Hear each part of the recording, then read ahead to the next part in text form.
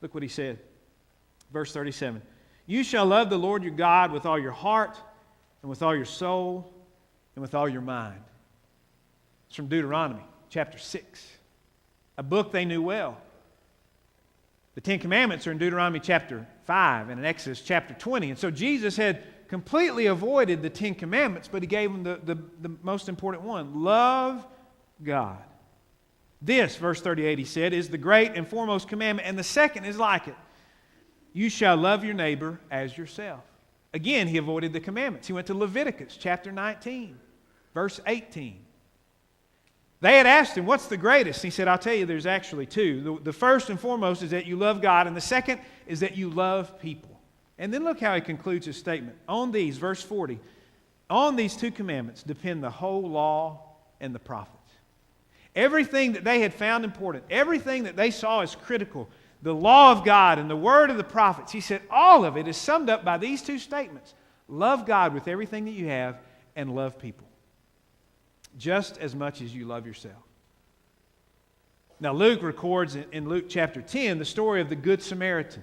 And Jesus, they had asked him about how they should love their neighbor. And Jesus told the story of the Good Samaritan. Told them of the priest and the Levite who had passed by this man who was badly beaten. But the Samaritan, the half-breed, the outcast, had shown up and had taken care of this man. They said, now, who is his neighbor? It wasn't the religious people. It was the one that was socially outcast but had cared for him. Jesus said, love God with everything in you and care for people regardless of their background. Love God, love people. Jesus said, if you want to live the life that you've always dreamed of, it's actually the life for which you've designed. And so the first thing he tells them is this: loving God requires self-discipline. Loving God requires self-discipline. It's not some monkey see, monkey do thing where you simply go through the motions and hope everything works out all right. It is this self-disciplined lifestyle where every morning when you wake, you have to ask yourself, who's in charge today? Is God in charge today, or will I be in charge today? Who is important? And every day it requires our self-discipline to say, I will love God today with everything that I have. And there are some who try to pick that apart, who try to show that it encompasses all of who we are. If you look there in verse 37, with your heart and your soul and your mind.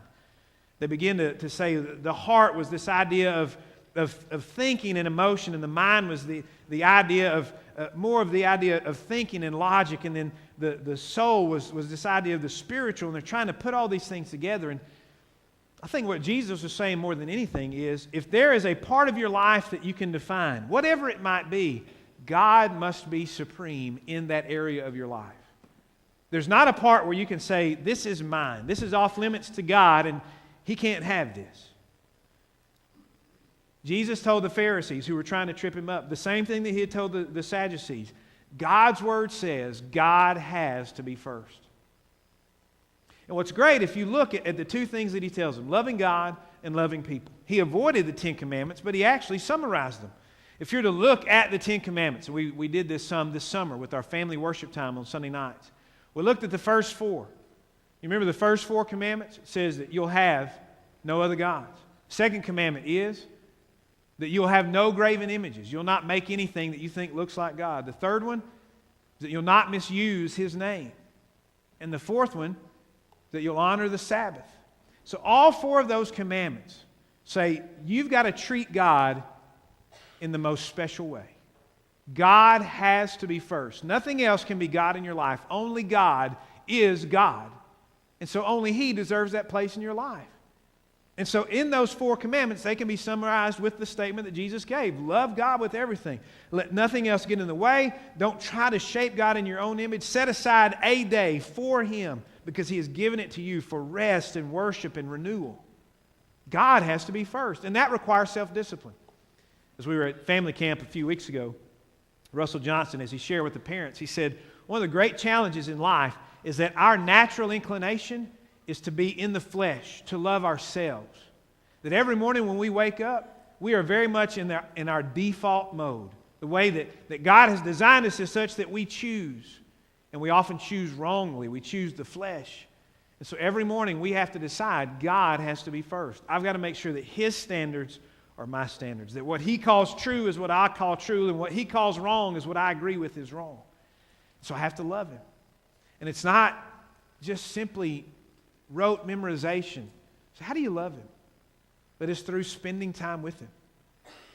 Two main things, and we share these a lot, and many say, well, I've heard that before and I've tried it, it doesn't work. But two of the greatest gifts that God has given us are Bible study and prayer. Every morning, or at least some point each day, I try to spend time reading my Bible. I type up some ideas, and I send those out to anyone who would like to have them by email. I print them each week, so if you don't have email access, you can get them. But I know without a doubt that it is personal time with God, reading His Word, where He has an opportunity like no other time to speak to you.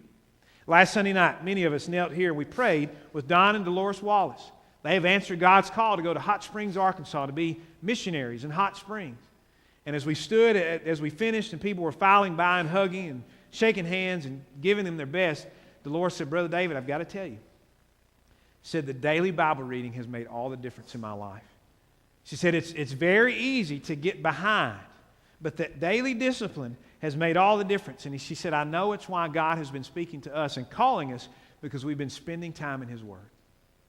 There is nothing that can replace God's Word. That's why He's given it to us. And Jesus, as He blistered the Sadducees, He says, you don't know it. You read it, you've memorized it, but you don't really know it. And so there's more than simply going through the motions. It is this interaction with God. As you read these words, He breathes life into you. Doesn't mean that we should worship this book, by no means. But it means that this is the process. The way that you get to that point of loving God, it is by having the self-discipline to spend time reading. It's also that time of self-discipline to then begin speaking to God through prayer and also allowing Him to speak to you. It's a two-way conversation. The end result is loving God. The process is Bible study and prayer. If you want to love God, it requires the self-discipline of daily spending time with Him. The last 10 days or so, the Olympics have been on. How many of you have watched at least one event? Most of you, very good. You have missed out on some of the most exciting things if you have not been watching. Had a chance yesterday afternoon, about 20 minutes, to watch trampoline. Olympic trampoline. It's like no other. Makes you want to go out and break something. They are jumping 30, 40 feet in the air and turning so many flips and turns, it's almost unbelievable. Michael Phelps has done what nobody thought was possible.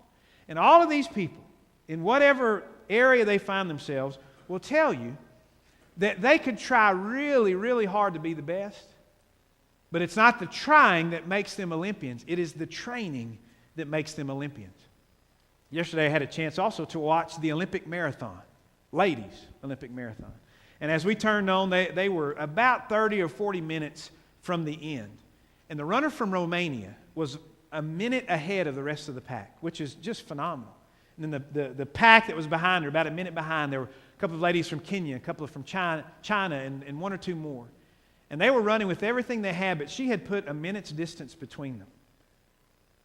And I thought, man, that is amazing. And the exhilaration as she rounded the final turn and could see the bird's nest, and as she finished, as she came in, she was from Romania, and there were people from all over the world, and as she came into the stadium, they cheered for her because they saw that she was reaching her goal, and they appreciated all that she had gone through. And I thought, man, I'd love for them to cheer for me.